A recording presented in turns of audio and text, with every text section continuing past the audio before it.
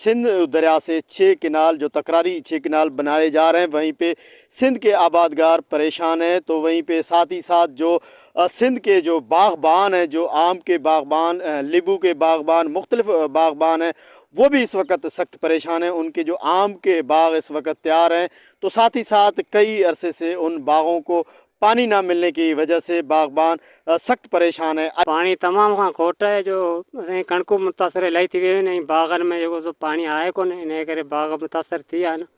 पाणी वॾी खोट आहे, इन करे असांखे पाणी वॾी ज़रूरत आहे। असां हिन में वाराबंदी इहो आहे त असां ज़मीन वारियासीं, हिन में पाणी 2 खां 3 ॾींहं नथो बीहे।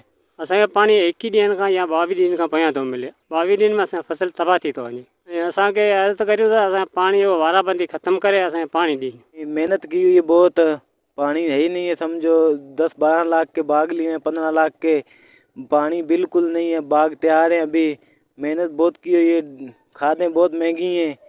सिंध में पानी, नींबू को, आम को बहुत पानी की कमी है।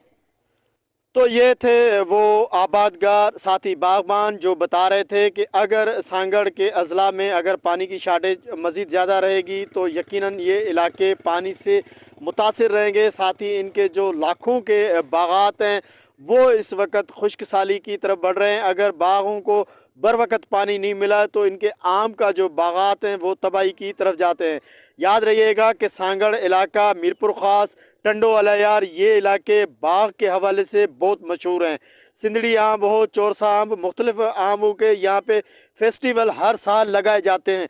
लेकिन इस साल आमों को बर वक्त पानी ना मिलने की वजह से बागबान सख्त मुतासिर हैं। Sagar Deen Mohammad Baloch, voice news, Sanghar.